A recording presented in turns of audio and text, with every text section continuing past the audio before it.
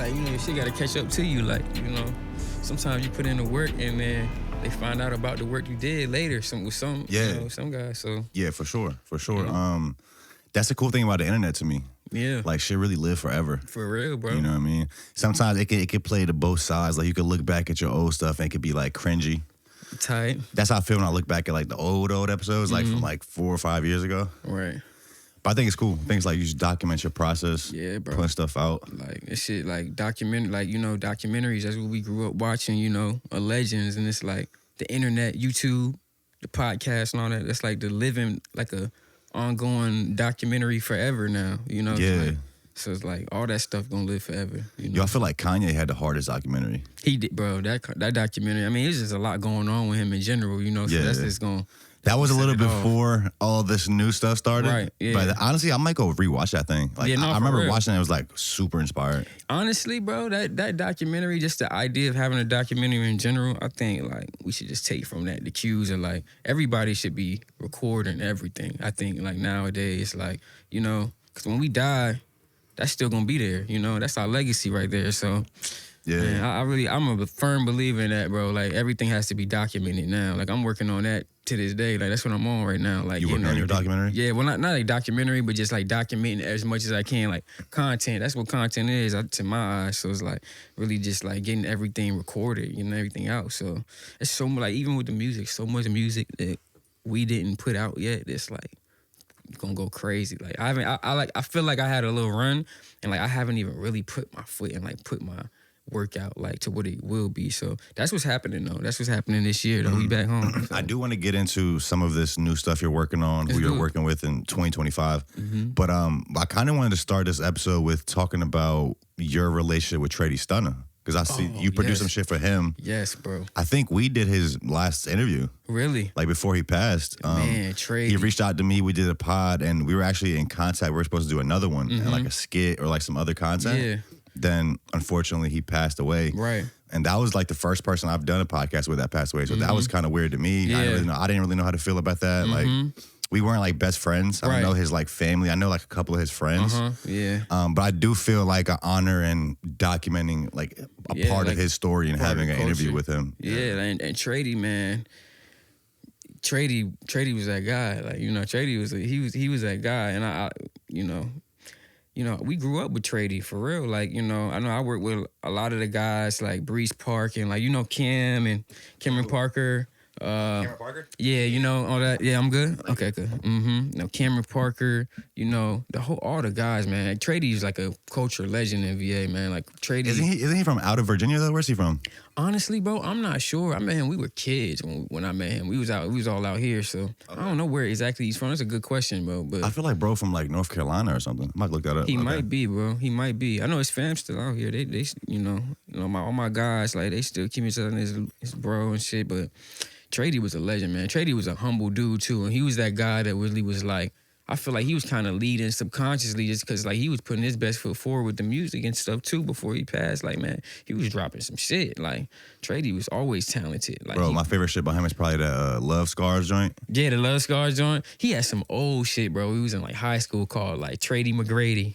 Like, it was like he did the Ja Rule Ashanti like type shit. It was like Trady McGrady shit. Like, bro was... Man, he been inspiring us since we was in high school, bro. Like, what do you mean he was ahead subconsciously? Like, what do you mean well, like, I feel like where, you know, a lot of us, I feel like, you know, in Virginia, I feel like it's a cultural thing. A lot of the artists and stuff that happened, I think, years ago. I think it's changing now, just like due to progression in the culture and like things changing around us and then also, you know, all that. But he was kind of like putting the work out before, you know, where we wouldn't feel like it would be ready. He was out there putting that work out, even if it wasn't like in perfect, pristine condition. He was putting that work out there, though, you know? So, I mean, I feel like he was inspiring us subconsciously. Like, he was just putting music out. Like, we need to be doing the same thing. Like, everybody trying to get it perfect or had a big budget video or do this. And, you know, he's out there dropping putting music. stuff out. Yeah. I remember at the time he was telling me about how like Lil Peep and like his girlfriend were showing a lot of love to him. Yeah, I mean he was getting love from everywhere, bro. I think just the momentum, everybody felt that infectious energy around him. Like he was a real creative, like so he didn't care about none of the stuff that came with it. You know, you could tell that in Trady. I think that's what was really respected. And you could tell he cared about the art too. You know, he was trying to push the limits of like what it sounded like. So respect, salute to Trady. You know the story about him saving the baby's life? No, I didn't know. Really? I want to know that. Yo, he told us that on his podcast. He went into the whole thing, but basically he was at the mall in the parking lot, like in his car with like some of his friends, and he was geeked up off some shit. And I guess there was a car like next to him with the mother and her baby. Yeah. Like just a single mother and her baby. And I guess the baby was choking on a penny. And he literally took the penny out the baby's mouth and saved the baby's life. Wow. I was like, bro, that's insane. Yeah, that's crazy. Yeah. That's some shit you don't expect, because I would consider him like a SoundCloud rapper. Yeah. Like, you don't expect a rapper to do that. Yeah, I know, right? Especially like geeked up. Nah, for real. Like, nah, bro is solid, man. Trey, that's the thing about Trey. He was always solid, bro. You hear a lot of weird shit about niggas and shit, like in the rap shit industry. Trey was solid, bro. I think, honestly, I think Virginia is good for that in culture anyway. We don't have a lot of weird shit going on, like not as much as people I think they say. Especially when you go out the state, you see a lot of the weird shit that's actually like. Bro, really I say that too. I say that too. Know? Like that Virginia, I feel like we have this like wholesome vibe, and I've spoke to people. Like I did an episode with Clockwork. He was Mac Miller's DJ. I went to New York, did that shit, and he comes to Virginia and spins like with different DJs. Like he's been coming to VA for a while and spinning. And he was like, that's what he feels like too. Like Virginia has this kind of like wholesome, like solid, just genuine vibe that a lot of places in the country don't have that. Yeah. And I don't know if that's because that's who we are, or we just like haven't got to that level as a city yet to get jaded. Because who knows, if shit starts really popping out here and it's like a lot of things going on, we might get to that point too where we get jaded. I hope we don't. Yeah. But I don't know if that plays into it. I think it's both, bro. I think it's a little bit of both. I think like that jaded part of you were saying, that's definitely some truth in that, because, you know, as things progress and things change, people start feeling and thinking different. You know, things might impactfully affect people differently because it might be more impactful, you know, so it might, you know, people might have different ways about it. But I think generally, like, bro, like Virginia's culture, you know, outside of the little beef, rapper beef, this person beef with that person or something, like we really, you know, it's there's a culture here to be like cultivated. You know, I look at like, and that's why I like salute to you, like even having me on, you know, and like just like talking to me. But I feel like I'm trying to play a hand in that, in the culture, and helping cultivate that, you know. Like I think it's a beautiful thing. Me and being back here from LA, I was in LA for 4 years. So you living out there? Yeah, I was living out there. So I moved back beginning of 2024, I'm sorry. Oh, so you were out there all COVID? Yeah, all COVID. That's like the worst time to be out there. Yeah, man. That shit was something different. That shit was different. Being in New York City, I moved out there February 2020.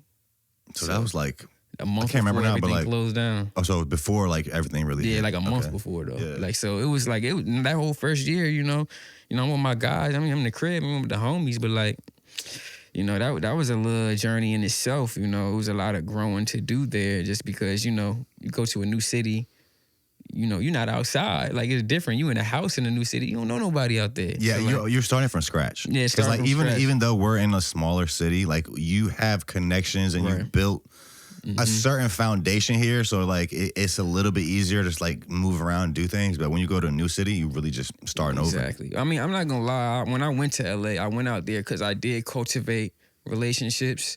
But you know, in COVID, with everything closed down, it's like you can't really nourish them, right? So like a lot of those, like couple opportunities in LA, I went out there for, kind of like really fell through just due to the nature of like, okay, like my bad, nature of like, you know, it's just a lot going on. Ain't nobody outside. Nobody's taking meetings no more. You know, label meeting. They're not taking the label meetings, and managers not trying to have those link ups. Like A&R's not pulling up to the studio no more. It's COVID. Like, bro, pull up to the studio with the mask on. With the mask on. Like, bro, I can't even rap with the mask on. You know what I'm saying? So that was a whole thing, bro. So, you know, getting through that though, just living in LA, that experience was like unlike anything else, bro. Is there something that you noticed from their scene out there that like you feel like we could apply here, or? Honestly, bro, and they say this, and you hear him say it, I think everybody will say that, like, you know, there's been out the state or like lived out the state, but they'll say, you know, like even in Atlanta, everybody like works together type vibe. That's a real thing, and like I can like provide context to it. I feel like where it's like if we applied that here, man, like you know the problem. You know what it is. A lot of people, they think because they're around it, it's not something worth valuing. because it's close to them already. And they might be in the beginning stages of their career or what they're doing. But, you know, I've been learning like this thing recently, and like I think this is how success is like kind of like, you know, inspired. Like if you just appreciate what you do have that's close to you, you know, like people think they need this and that and it's so far away. A lot of that shit is kind of close to you already, what you really need to get there. You feel me? I think that's how God works at the end of the day. Like a lot of stuff you don't really have to go try too hard to get. A lot of it might be around you. And I think we don't appreciate that here because we see everybody as our peers. And it's like, you know. So we don't appreciate the artists because that's just somebody from my city. Like you feel like y'all well, first of all, that probably leads back to like you don't appreciate yourself. Right, exactly. If you appreciated yourself as a VA artist, you would appreciate the other ones too. Exactly. I mean, you can see everybody that really goes hard on their artistry. Those are the ones that tend to show love to everybody else. And, you know, and it's like, you know, typically like we see like we never heard of guys. Well, we probably never heard of them because they never like place themselves in the culture. And to place yourself in the culture, you have to become a part of something that's outside of yourself. A lot of guys don't want to do that because they feel like ain't nothing here to be a part of. And it's like, that's definitely not the case. Well, I will say, so I've been doing the podcast for like 5 years now. And even before that, I've been making music since like 2017-ish type vibes. And I will say like since 2017 to now, the scene has evolved a lot. Oh, yeah. Like now, it might have not always been like this, but now there's definitely something to be proud of here. Yeah, bro. And like we have enough of a foundation built to like be able to build on that. Oh, yeah, and make it bigger. Oh, yeah. So I could see some artists stuck in the mindset of how it was in the past, like before we got to this point. So they might not be able to really see what's going on. Right. But I think we're in a beautiful place right now. Like if we all lock in and really just keep doing our thing, I'm a firm believer that we can compete with these other scenes in other areas. Bro. It's not even a question of if we can. It's just will we, you know, and how well will we do it, you know? Because it's not that we can. You know, it's the internet. Everybody has a platform now. So it's just about how we go ahead and like how we play our position and what we are in VA. Like, you know, every scene has their own position. Like, you know, LA is always gonna be LA. They don't have to do the extra stuff. It's certain things that we might have to do to like advance the scene on. And a lot of that stuff is like a lot of DIY type energy. A lot of like, you know, tapping in with people that are close to you. A lot of it is cultivating something bigger than, you know, your friend group or your homies, your initial comfortable, you know, scene that you're used to. You know, people like, you know, a lot of people deal with trauma, bro, just like in relationships. So like they don't want to go outside and mingle, create a new community of, you know, of something. If like, you know, they probably got burned previously. They probably had another friend group. They don't fuck with nobody no more. So it's like, that's the thing. I feel like people deal with that everywhere. But because it's LA, people traveling there, so much more emotion. You know, nobody here really sees it as something like they don't see that opportunity in front of them to cultivate something. You know, everybody want to hop on something. You know, you hear rappers like, oh, I need to get signed by this person. That's like the like subconscious mind of rapper. I got to get signed to a label. Oh, I got to get signed. This person got to discover me. Oh, I got to tap in with this person. It's like, man, I feel like the biggest stars, they cultivated their own community, their own culture, their own fan base. And, you know, that's not easy to do. But I feel like if all of us were on that timing, it would help all of us advance faster, you know? But we seeing that, though. Like you said, I feel like I'm one of the ones that came from, like, the old era, not like old era Missy, Tim, but, like, you know, pre-2017, I was already active outside, like, doing stuff musically in the culture and stuff, you know? Like Crazy, for instance, you know? So, like, you know, we was working music, you know, 2015, 14, like, back then. So it's like, now we kind of seeing the fruit.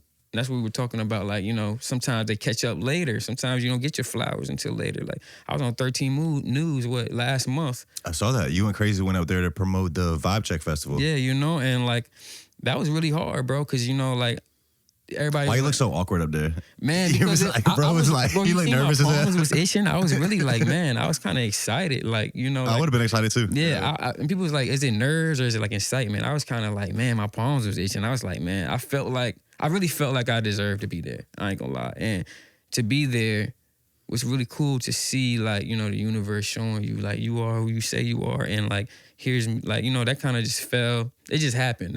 So it was really cool, bro. Like, imagine getting your flowers and, you know, I already get them, but it's like, it was really cool, bro. And I feel like it was good to see if everybody else could see it and then they know like, yo, that platform is there for everybody because everybody, everybody don't know me, but like they know me in the culture. So it's like, that's a platform that we can all use and potentially utilize. And I feel like that's just something that I feel like help advance, music per se in general. Cause that shit was hard, bro. Yeah, they definitely know Crazy. I think Crazy's done a great job at branding himself. Oh yeah, he's honestly he's like the face of 757 rap. Yeah, and man. he's been that for like at least 6-7 years. Yeah, bro. And the thing about Crazo too, I'll give him his flowers right here because, Crazo has always been about not just himself and his art, but like the culture of Virginia, like on every level. I said you had him on here before too. You were part of that. But like we all are, but like just tapping in with that and kind of like you saying like fostering that community. Like sometimes it's like linking up, doing a podcast, pulling up. The trap, linking with Rod and like doing this and showing face here and, just doing the different things. A lot of that is like, man, that is great for our culture. And it's like things as the culture and the environment around us expands, I feel like the things of our culture will too. Like, Yeah, bro, I look at us as like the early adopters of the 757 creative scene. For right? sure. So it's like we are the ones that are in it. We know the other players in it. We're doing our thing. And we believe in it. We're trying our best, but it's like the rest of the city doesn't really know yet. Yeah, they'll see in time though. Yeah, I think they will too. Like me and Crazy were talking about this. I was like, bro, like I feel like it's 1 million people in Virginia that don't know about us. Like, how do we reach them? Yeah. And he was talking from the perspective of a trap artist, and he was like, yeah, but he was like, how many of the people here are actually like trap fans? He was basically telling me that like the 757 is not really a big market for trap music. Mm-hmm. He was saying that Atlanta is. Yeah. And then I think we were also talking about I was like, what? When we were talking about Detroit, and he was like telling me about how Detroit got on, and I guess it was kind of by the producers. He was like, what happened was all these producers started making these similar style beats. Right. And then everybody started hopping on the same beats, created that sound, and that's how they took off. Yeah. So I think every city has its own way of doing things. But yeah, I think we're the early adopters, and it's just gonna take time. Yeah, I think it's gonna take time, and I think like Crazo is doing an amazing job of helping advance that. But Crazo is just he's just one man at the end of the day. It's a culture thing, and it's like what he said, like, hey, the market share, like everybody listening to. It's not like really a trap scene. He was like, it's a friendly scene. He's like, if you make, because he was talking about like drama and shit. He was like, if you made like friendly music, he's like, that's what they want to hear. But see, here. he's right. But the thing, like when it comes to the scene, but I think when it comes to like the market share, like the consumer base, like there's a lot of people out here listening to trap music. I just think the stigma of local artists, MVA, and how people here perceive local artists is more like, hey, they'd rather listen to somebody from somewhere else. Or somebody back home might be making harder shit. It might be like the vibe for the area. It might be, but like we're just so stuck because we never had like trap scene per se here. We just so stuck there with everybody else shit going on. We not focusing on what's in front of us. Like that's just I think it's a common. It's just something I just see in Virginia. It's like we so focused on everything else outside of where we at that we don't focus on what we doing. And it's like I think, bro, maybe. Yeah. I didn't make no, you good. No. I was saying maybe it's kind of what I was just saying. So like maybe these other scenes like Atlanta or LA or New York, maybe they're the same way as us as far as they have their early adopters, but it's just their scene is bigger. Yeah. So exactly. in Virginia, it may be like 500 people that are fans of the local scene. Let's just say 500, right? That's not a lot. We haven't reached the mainstream, like general person out here, right? Right. But now maybe you go to New York, maybe it's the same way as that. Maybe the regular New Yorker doesn't care about their scene, but it's just the early adopters, same as here, but they have 20,000 early adopters. Right. And so their like initial crowd of creatives is just bigger. It's bigger. So they support each other and now they have a bigger crowd. Exactly. Ours are just smaller. So it feels like less impactful. I think you right on, bro. And I think as the scene expands, and I think all of us play a role in that. As the scene expands, so will that 500 person group. Like, I mean, it's kind of crazy. Like just seeing LA, like going out there and seeing it put Virginia into perspective so much. Yeah. So like going there, like put it in perspective so much. And it was like, I could see here better. You know what I'm saying? Like from seeing out there and how it is, like, yeah, they're seeing, it feels like there's like 2 million, their number that they starting out with. If ours is 500, they're like, let's say there's just like 1 million people in the scene. Yeah, we can give them at least like 100,000. Yeah, it's 100,000. Yeah. Like that's 100,000 will take an artist. 100,000 solid fans will take an artist to the moon. You can eat off that. You can eat off. I mean, you good. I mean, you got 100,000 fans. They spending money with you. You good. So it's like, I think getting there for VA just has a lot to do with like how we foster community outside of music too. That's why I commend like Rod. They had Rock the Dock and all this other stuff going crazy on. With going that. Crazy. You can't even get a ticket to Rock the Dock. Man, I just saw Rod the other night. Me and my girl were at a back bar. Mm-hmm. I'm like, bro, you can't get a ticket for Rock the Dock. Like the shit sold out in like 30 minutes. I'm like, Rod, like, what's up with a ticket? Blah blah. He like, I can see what I could do.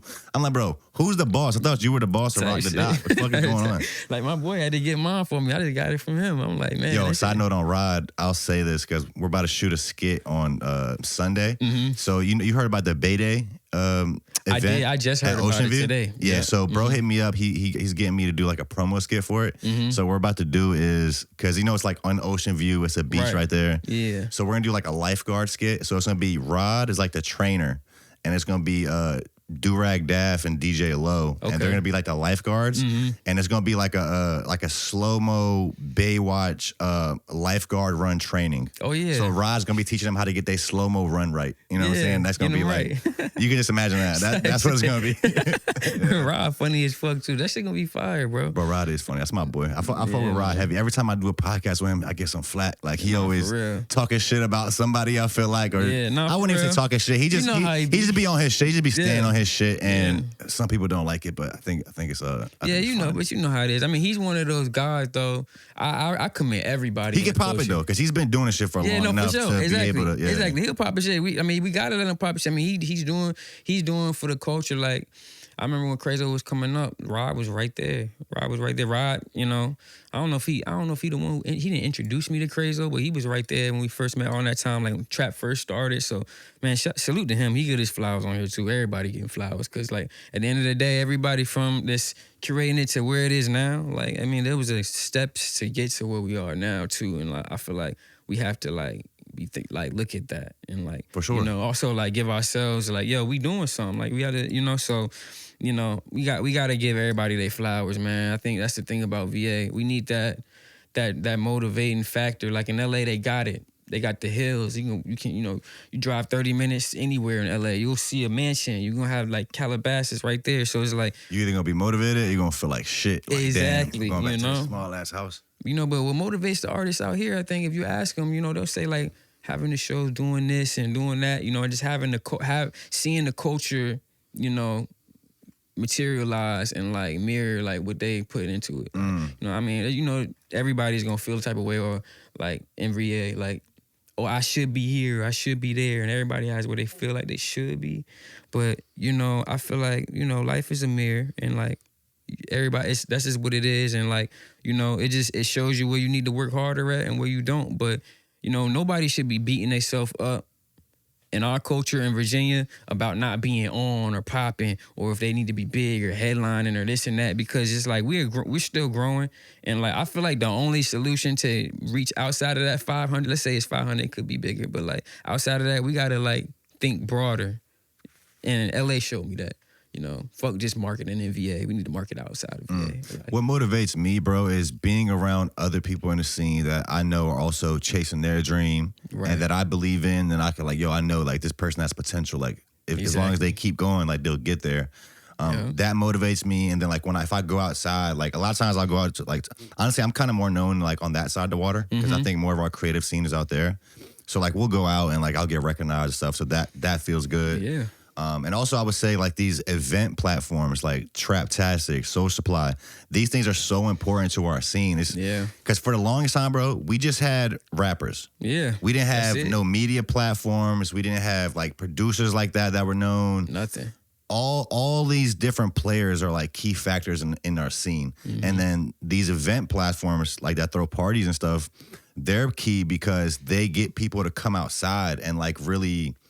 They bring that energy of our creative scene to real life. Right. Because a lot of us, we're like Off Road, for example, we're building our scene's presence on the internet. Right. We don't really do too many like real life Which is things. important though. That's important too. Extremely. But we need to have both sides of that coin covered. The real life stuff, which is like the parties and stuff, online presence, and kind of just build on that. Yeah, bro. Like it's crazy to think how impactful like the things that like we look over and say, that like the impact that they have for everybody like down the line. Like Rod simply, when he started the trap, could have been like, hey, I'm gonna just do this and, put something together. I'm sure it grew into what it is now. But look at what it is now.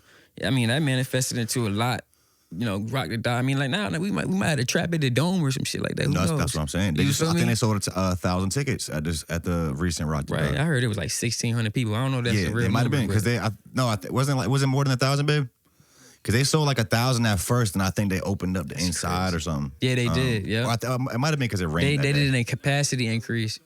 Yeah, so I think it was raining. Yeah, so he said on the next one they're gonna do the outside and the inside. Bro, that shit. So that's like it got to be like 2,000 at least. So, I mean, there was more than 500 tickets sold there. So imagine the culture and the scene like adding on like another 500 fans on top of the 500 that we had just from Rock the Dock and people being outside, getting a feel for like the culture, the people there. And then the thing about it is I think the way we as artists and like creatives can inspire the fans to take the scene more seriously is if we take ourselves more seriously. Like we can't skip steps. They not skipping steps in Cali. They not skipping steps in Atlanta. They not skipping steps at all. So, like, we can't do that either. And the excuse will be, hey, well, we don't know no better because no one showed us. It's like we got a part of, like, the journey is finding that. And, like, that's a part of not even just the journey individually, but for all of us. Like, when one person finds out, we can follow the formula. Like, it makes you wonder, like, how P did it. Sometimes I think, and I'm a reverse engineer a lot of stuff. It's just like, well, we watched his movie. We know exactly how he did it. Exactly. So that like, look, I mean, Teddy Riley, somebody did it first and then foster opportunity for P. And it's like, sometimes like, and that's why I say looking everywhere else doesn't really benefit us because when you put that energy into yourself, you can like then give it to everybody else. Sometimes I believe you have to like be the best you can be and then in time, as things progress and move around you, everything else will just like be inspired from that. You know what I mean? Like, yeah, I'm also a firm believer in working hard, putting the work in, and not feeling entitled to people's support. Exactly. Right? Bro. Like, I'm big on that. Just too. because I'm from Virginia doesn't mean you have to support me. Right. Like, I have to actually be fire to like make you want to be proud to support me. Exactly. Right. And like that's nothing we don't have here. We don't have that pride. Like you go to LA, you go to New York, Atlanta, like they have that pride for their state. Yeah. And that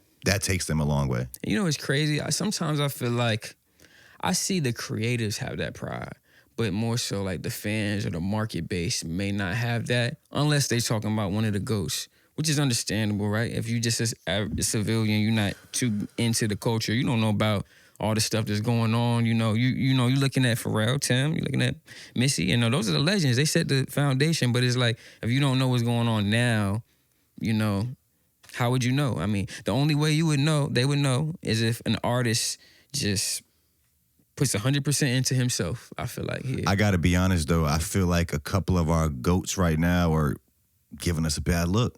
Like who, for example? Well, like Timbaland and Pusha T. I get what you're saying. Timbaland with the whole AI thing, I don't agree with that. Mm-hmm. And Pusha T, even with this new Clips rollout, like I don't. You don't like it? I don't like why are you coming at Travis Scott? Like it feels weird. Like, and then not even just Travis. I don't really care about Travis like that. But Kanye.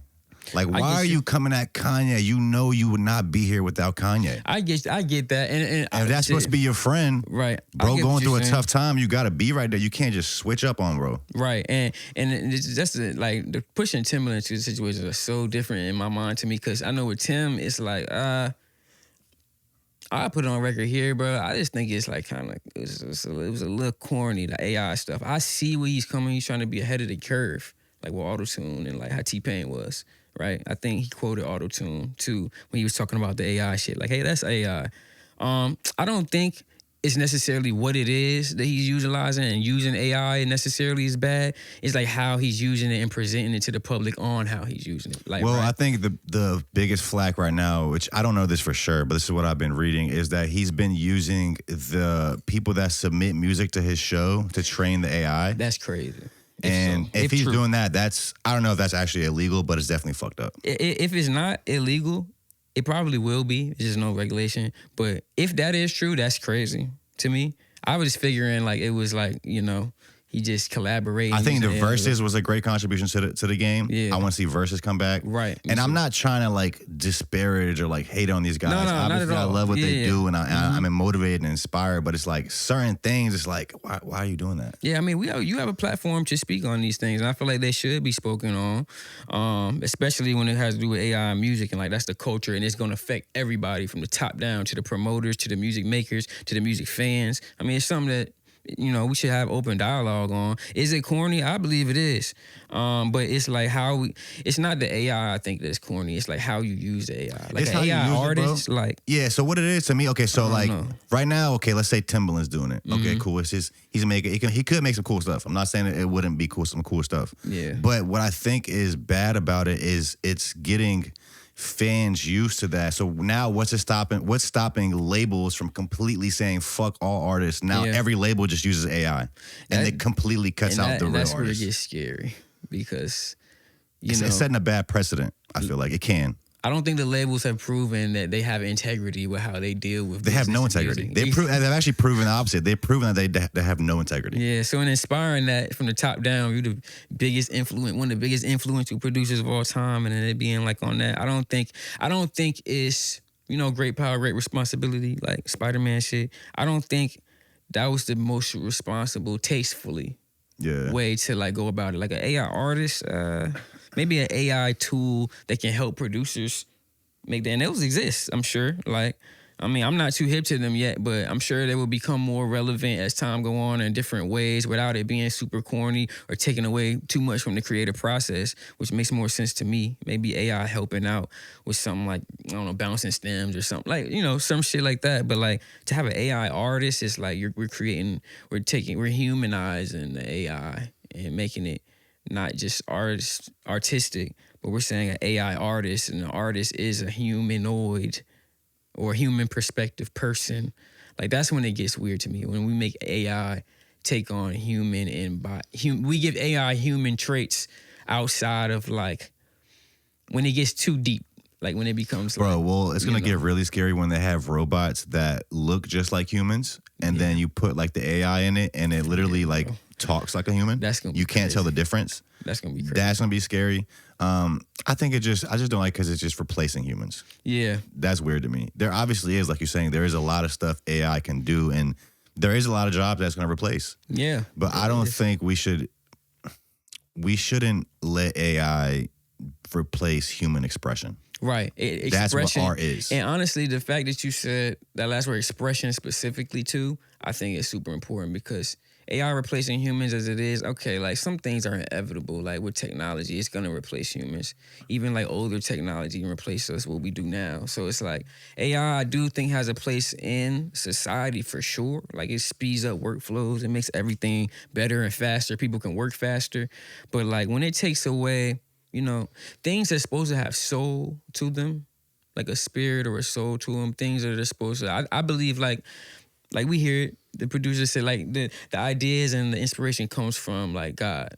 We just kind of like putting it out there. You're just like a median. Yeah, a median. So I was talking about this with Band Boy too. Like I feel like even before this AI wave, for the last like 5 to 7 years, music has been losing soul. Yeah. Like to me, a lot of the music coming out today, it has no substance, no feeling. So now if we take it a step further to the AI, right, then it's like, what are we doing? Yeah, and I think that goes down to like the consumer taste too. It's like, do consumers care enough in an age where everything is just presented to them so quickly and so like easily to like care about that? Like I asked the question that like, okay, if Tim wants to do an AI artist, will they actually listen? Because we listen to artists now for a lot more than just if they music fire. Like, I mean, at least I do, and I'll be honest with you. Like, as a producer, I'm saying this on record. Like, I listen to artists for a lot more than just if they're giving me the music. I listen to, like, the story behind the artist for context. I think context is important with anything you do. So, with context with it being an AI artist, is like, can I get down with that? Like, does it make me feel some type of way listening to this? Do I feel a part of a culture, or do I feel like I am, like, it's taking me somewhere? You know, that like, you know, I can't say I've ever experienced that yet. And I'm not sure if that's truly possible. The scary part, bro, is it probably is going to be better than humans. Like the music itself? The music. Because it's scientific. Possible. They know exactly what, like, chords, what sounds. Like, it's just like artificial sugar. Like, artificial food. Yeah. Like, it tastes better than the healthy stuff. Right. But it's fake. I can see that. I can see that. So it might be like that. It might actually hit, but it's like, fuck, I know this is artificial. It's like, I'm like, but will this it hit? Not real. The music will be better, but will it impact us the same way? Like, we love, you know, they say they love the old Kanye. Okay, they love Kanye. A lot of people, right, that like are true Kanye fans, they still listen to Ye to this point, regardless if his music changed direction or if he changed direction, because they love him. Now, can you love an AR artist to where if the AR artist wants to go country now, let's just say the AR artist wants to go from rap to country, are you going to follow them? AI switching up. That's crazy. The AI switching up. Kanye can switch up. It's Ye. Yeah. Can the AI switch up? I love Kanye, bro. Like, I still remember when was it not Yeezus? What was the shit? Life of Pablo. Yeah. When Life of Pablo dropped and he had the listening party at, I think, Madison Square Garden. Mm-hmm. I literally remember rushing home from work to like watch that. And it was so crazy, bro. Yeah, man. And I still listen to a lot of his stuff to this day. Like, I don't like some like the newer stuff he's been dropping. Yeah. It doesn't really hit to me like that. Mm-hmm. But I'm still listening to stuff like Moon. Yeah. Or like No Child Left Behind. Yeah. I think Life of Pablo is a classic. I don't know though, bro. He got records, man. I say I always love Kanye. I don't think I'll ever not love Kanye just because how he's inspired me is beyond like. I will always love him for that. It's like it's no way, you know. Kanye changed my whole, my like perspective on production. He changed my perspective on celebrity. Yeah, me too. Like, really, like, exactly. Kanye is the one that I feel like really brought celebrity down to, like, a human level. Oh, yeah, and I love that. I love that about him. I think a lot of people say, you know, there's a lot of people, even with athletes, like, they don't want them to be too vocal about anything. I don't agree with that. That's the whole shut up and dribble. Yeah, shut up and dribble vibe, and that's what they want with Ye.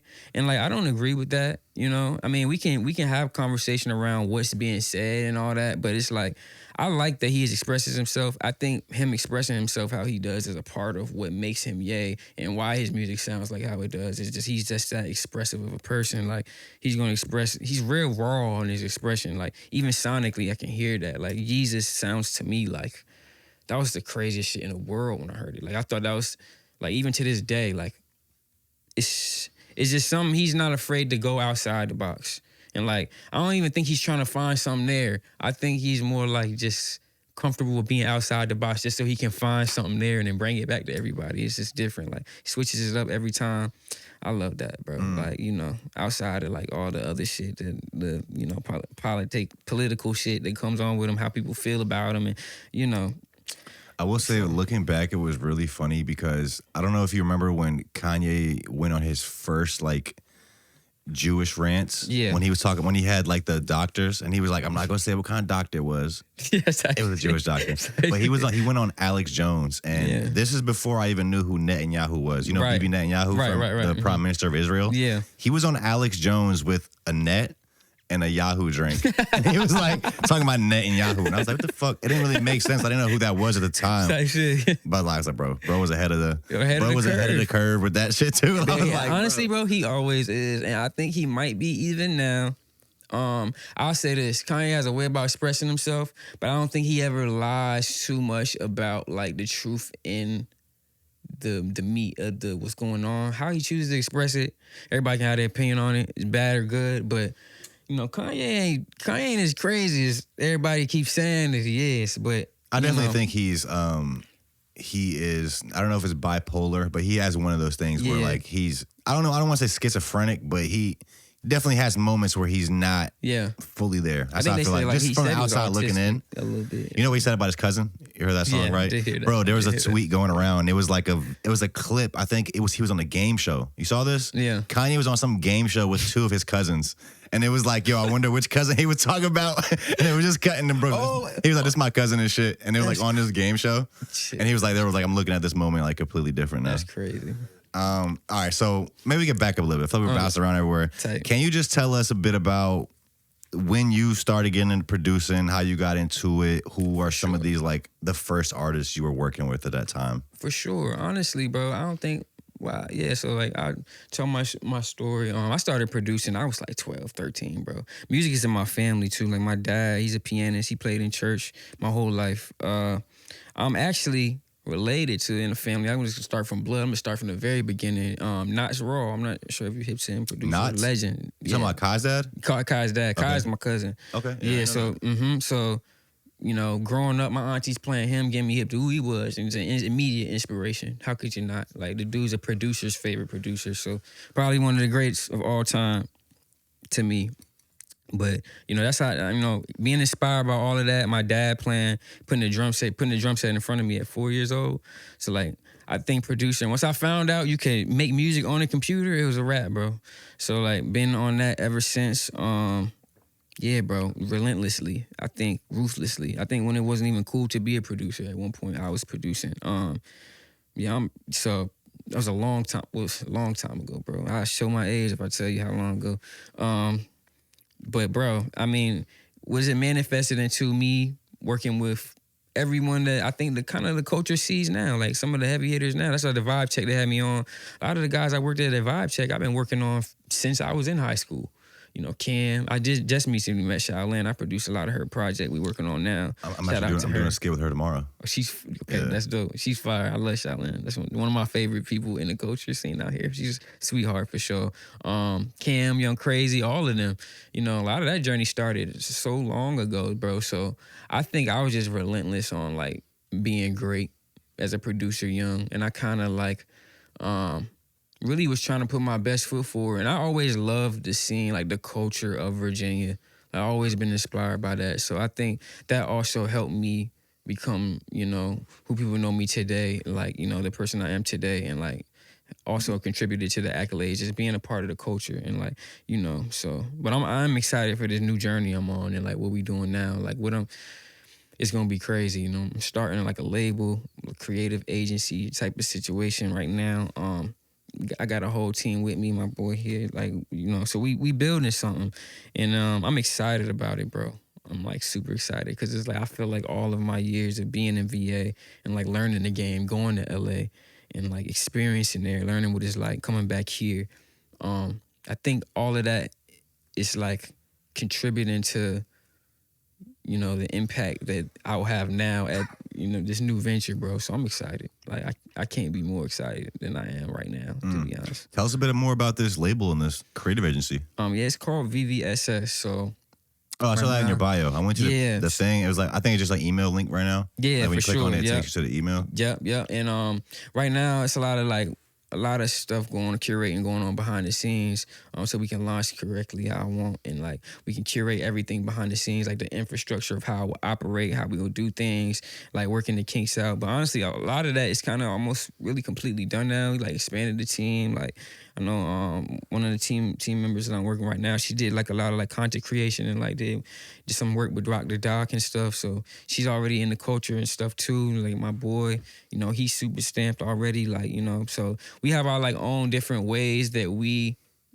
expertise, and we all came together. And I'm like I took notes from Kanye when he started Donda, like trying to get the best of the best together, like where I'm from and where I feel like we can work creatively. You know, I look at Pharrell too. Like Pharrell and Kanye, those are like my guys. I feel like I got the biggest inspiration from. I seen what he did with Star Trek. He did something back home, you know, that was for us. It was for the artists back home. So the label was really all Virginia artists.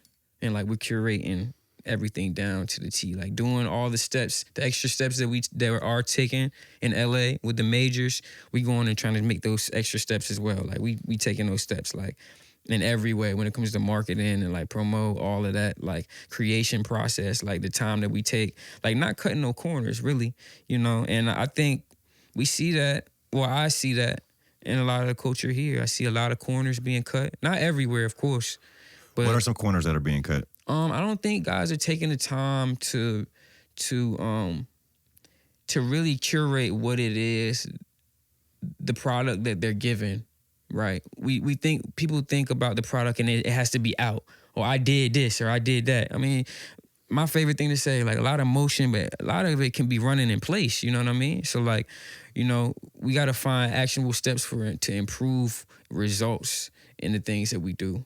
And a lot of the times that might not be statistics to show us an improvement. A lot of that might just be like in operation and like how things are done. Like, you know, taking the extra time to like go the extra mile for the video or the promo for it, or leaving the house and shaking hands and kissing babies outside, you know, with, you know, people in the culture, like we say, like a Rod or someone, or like with you yourself, or like the groundwork. Yeah, you know, doing the groundwork, doing the groundwork, and a lot of the times it doesn't look like what I think artists here thinks it looks like. You know, like just going the local artist route that has people want to make one song and drop it and go viral. Exactly. You know what I mean? Off their first song.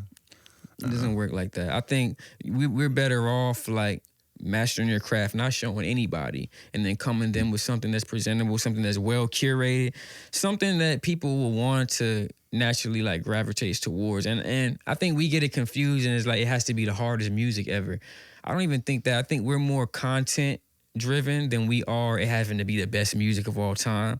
So like I think our focus is somewhere everywhere sometimes. It's like, well, that's the game. You know? The game right now is not about who has the best music. It's about who has the best content, who builds the most interesting world around them. Exactly. You know what I mean? And I think we need to focus on that. Yeah, I agree.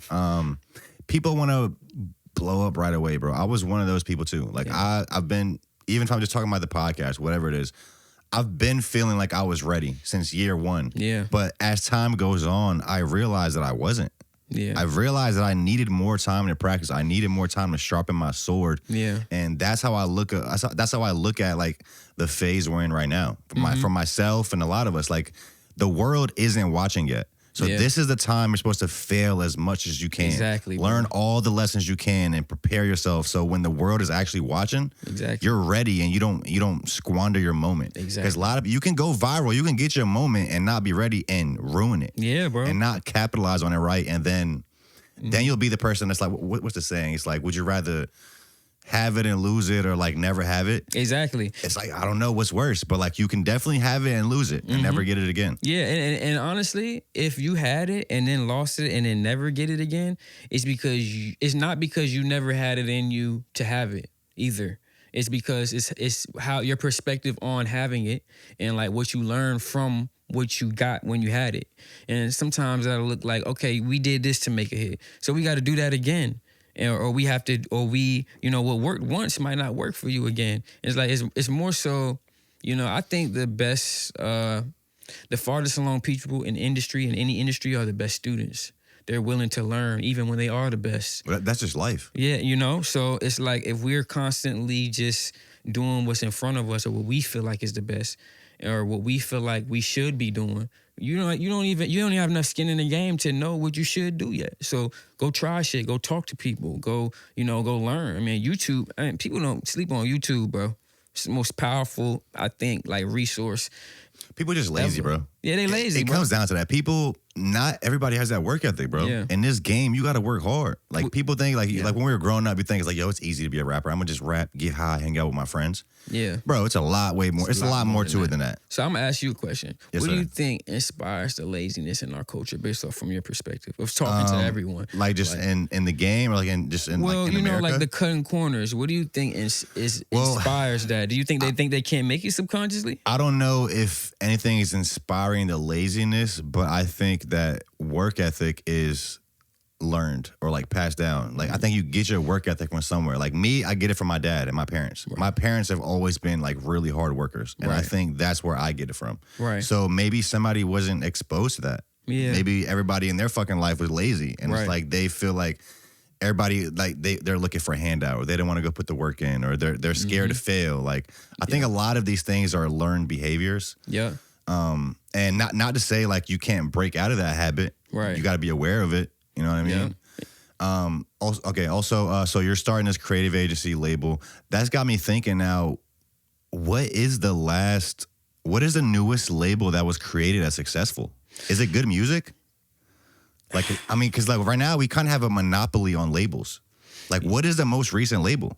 I really don't know. Bro, honestly, I think now there's so many like, because of like how music is changing and like labels have had to change with streaming and then like the social media and the internet and the platforms are becoming bigger for artists to not even need labels at all. It's either like Spotify damn near a label now. Right, exactly. Like, well, you need like either you a major or you like totally indie now. Well, I think there's the beautiful middle is like the indie label, and that's like, and like that middle is very complex too because there's levels to indie, right? There's like you can be independent, but independent. I don't even like independent and the indie whole vibe because you're independent from who? A major? Like, I mean, who's to say, like, let's say majors didn't exist. Majors aren't, that's just a label that we give artists who aren't signed to major record labels or who aren't popping enough. Because as soon as they become, if they're indie and they become popping, now they're industry plant. It's like we give these labels to artists.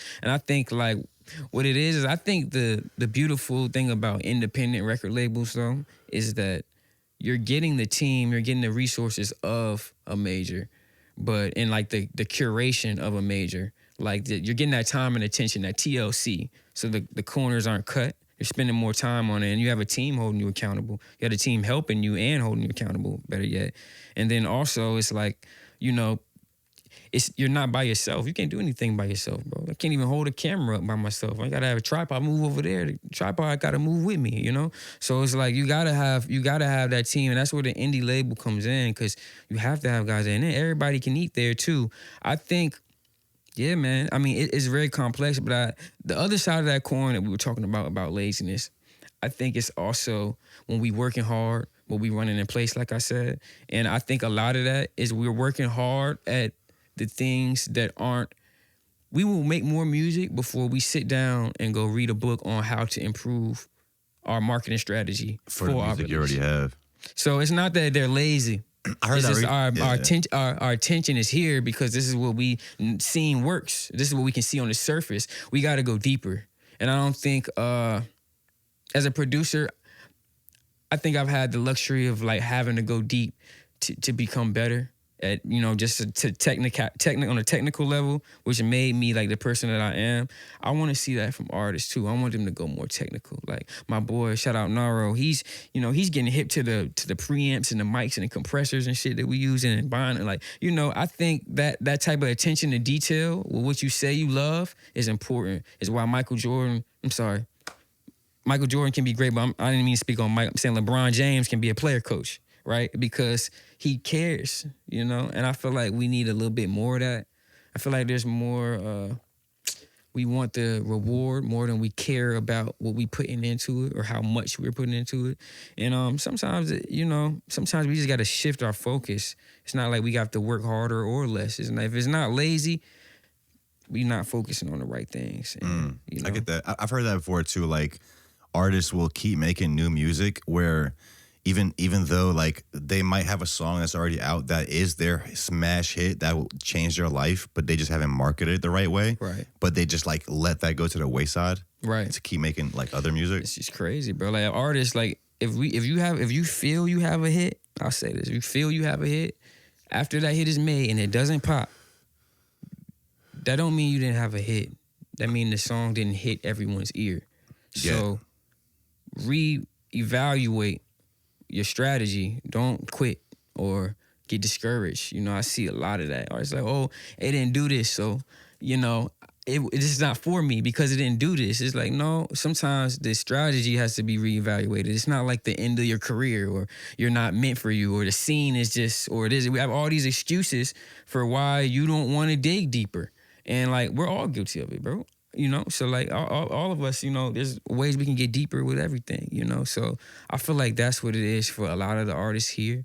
If not that, it's a money-related issue, but that's totally separate. We're not even gonna talk about that because first things first is like we gotta assess like how to get the job done rather than like, let me just create motion at any given moment. Like, I see that here. And sometimes that's why I think, like, instant gratification is, like, the devil because it's, like, we so focused on getting the song out so everybody can give us these roses when you got a whole bouquet waiting on for you on the other side if you just dig a little deeper into how you can grow what you already have better. You know what I'm saying? So I think that's what my mind shifted in LA for me. It's like, there is something back home. there's something here. And I knew it before I left. But when I left, I got to see the deeper side of the industry that I was in to say, hey, it's not that we don't have it. If we have it, we just everyone doesn't know yet. And it's like, how can we make that happen? And, culture does that, like we saying, outside the internet. But I feel like the artists themselves and the people that have real responsibility in the position that we play in culture, like the figureheads. Like, I can't say this for everybody, but the real figureheads, and like, we have to be responsible in the position we play and go the extra mile. You're doing that. You inspire me, bro. You're consistent, and the quality is there every time, bro. And it's like that's beautiful for our culture, bro. And it's like, I want to see the artists take hints from you, bro. The people that you interviewing should take hints from you on consistency. I'm just dropping shit, bro. I'm just doing shit. Honestly, bro, I'm a little crazy with this shit. I'm like obsessive, and I just don't care. I just keep doing shit. But bro, that's what it is. That's what it takes. That obsessiveness is what makes you go deeper. You get what I'm saying? And also me, bro, I genuinely believe that this is like my destiny. Exactly. And maybe not even podcasting forever, but I feel like this is putting me on a path to where I'm supposed to be. Exactly. So that is a part of what keeps me going. Like, I generally, I believe in God, and I feel like this is what I'm put here for. So that's keeping me going. That keeps me going even when things don't look like they're really doing like what I wanted to do. Mm-hmm. You also mentioned that you're trying to dig deeper on your production skills and improve on that. What are you doing in 2025 to be a better producer? Man, honestly, I'm challenging myself more. Like, I'm doing more that, like, I'm doing more work. The average producer I see when you're coming up, you go on YouTube, how to be a producer, boom, boom, boom. Everything is like placement chasing and like send the beats here and you got to get it this. I shifted my mind to say, hey, like, the power that a producer has, I didn't realize how much power I had as a producer starting out my career young. Mind you, social media wasn't out yet. I didn't even get to see producers it wasn't what it is now. So I didn't get to see producers, Metro have his run. This was years ago. I'm talking like 2012, and like, producers are becoming the face of the projects, and like, it's kind of new. So yeah, it's fairly new for a producer to have a brand. We didn't realize y'all pretty much power. Like in the cut. Like, y'all were like this unknown figure. And I think adopting and realizing how much power I did have is like, there comes a responsibility with power. Like, with a gift, there comes responsibility. Like, LeBron's the best player of the team. He's team captain. He might have to run the point and bring the ball up. It's like, that's just a part of what made him great and who he is. Like, that was his role because, and I realized my power. So instead of like placement chasing, trying to get beats to the biggest artists in the world and shit like that. Like, man, like, if I got something here and I really believe I got something here, and once I actually really believed it upon coming back from LA and realizing there's more quantity than there is quality out there, they're like, hey, there is something here. It's just like, it has to be curated right. Somebody has to do it right. Like, I'm a big aesthetic guy. Like, I like luxury and shit like that. And like, I'm a lower person. Like, I like the behind the scenes. I think that's why being a producer was always intriguing to me. I really like the things that go into the things that we see. Like, and I'll read about like the credits of shit. Like, or a movie or a song or some shit. Like, I'm sitting in the theater watching the credits. he's the only one left in the theater. Type shit, you know what I'm saying? If I'm that interested, if I'm really interested in the movie, I need to know, shorty in the movie, the lead role, she bad. I need to see who that is. You know what I'm saying? So like, what's her at? You know what I mean? So asking like, for a friend. That's what I'm saying. So like, I feel like that love that we say we have to reassess it. We have to fall back in love with the music again, and like, seeing that success is possible might do that.